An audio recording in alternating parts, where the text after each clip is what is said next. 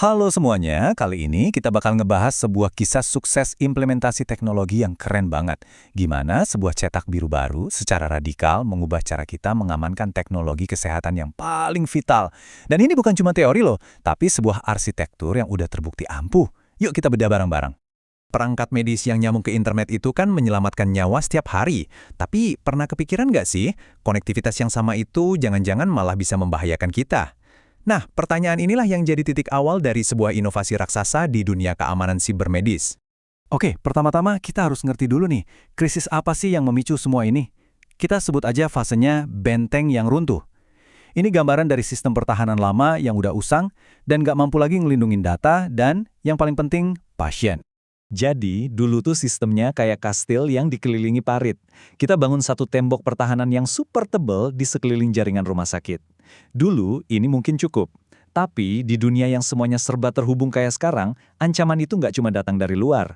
Begitu ada penyerang yang berhasil ngelewatin tembok itu, ya udah, mereka bebas aja berkeliaran di dalam.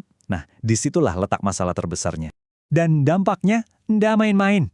Ada lebih dari 700 kasus pembobolan data kesehatan di seluruh dunia, dan itu baru di tahun 2024 aja. Yang bikin makin miris, 45% diantaranya itu gara-gara kontrol akses yang lemah. Jelas banget kan, cara lama udah nggak bisa diandelin lagi, dan kita butuh solusi baru yang benar-benar radikal. Nah, dari kegagalan itulah muncul sebuah filosofi baru yang benar-benar ngubah permainan. Jangan pernah percaya, selalu verifikasi. Ini adalah perubahan total dalam cara kita memandang keamanan. Coba deh lihat perbedaannya di sini. Di kiri itu keamanan tradisional. Sekali kamu berhasil masuk, kamu langsung dianggap bisa dipercaya. Tapi di kanan dengan zero trust, kepercayaan itu nggak pernah dikasih gitu aja. Tapi harus dibuktiin terus-menerus. Akses data yang tadinya kayak kunci master, sekarang jadi kunci spesifik buat tiap pintu. Dan jaringan yang tadinya satu ruangan besar, sekarang dibagi-bagi jadi banyak ruangan kecil yang aman. Ini bukan cuma perbaikan kecil, tapi perubahan total dari bertahan secara reaktif jadi proaktif. Oke, sekarang kita udah paham filosofinya. Yuk, kita intip cetak biru kesuksesannya. Kita bakal masuk ke dapur pacunya buat lihat gimana sih arsitektur Zero Trust ini dibangun sampai bisa berhasil kayak gini. Arsitektur ini dibangun di atas 3 pilar utama. Pertama, segmentasi mikro. Bayangin aja tiap perangkat medis itu ada di dalam gelembung amannya sendiri. Kedua, hak istimewa terendah atau least privilege. Intinya, setiap alat cuma dikasih akses seperlunya aja, nggak lebih, nggak kurang. Dan ketiga, verifikasi berkelanjutan. Sistem bakal ngecek terus-terusan identitas dan keamanan setiap perangkat secara real-time. Terus, gimana sistem bisa tahu kalau sebuah perangkat itu asli? Nah, disinilah teknologinya benar-benar jenius. Pakai teknologi yang namanya Physical Unclonable Functions atau PUF. Setiap perangkat medis itu dikasih semacam sidik jari kriptografis yang unik. Sidik jari ini dibuat dari ketidaksempurnaan super kecil di dalam chipnya, yang bikin mustahil buat ditiru atau dikloning. Benar-benar sebuah terobosan. Dan sistem ini punya dua mesin utama yang kerja bareng. Di satu sisi, ada AI yang jadi detektif ancaman, yang non-stop nyariin hal-hal aneh. Di sisi lain, ada blockchain yang nyiptain catatan audit yang absolut dan nggak bisa diubah-ubah. Artinya setiap tindakan itu tercatat selamanya, nggak bisa dimanipulasi. Jadi, AI nemuin masalahnya dan blockchain mastiin catatannya akuntabel dan permanen. Kombinasi yang super kuat. Dan seberapa jago AI-nya, akurasinya itu lebih dari 99% buat deteksi anomali di jaringan medis. Dan semua itu dilakuin dalam hitungan milidetik aja. Gila kan? Ini bukti nyata keberhasilan implementasi AI buat tugas-tugas yang super penting. Dengan teknologi seakurat itu, apa dampaknya di dunia nyata? Oke, kita pindah dari teori ke hasil yang konkret.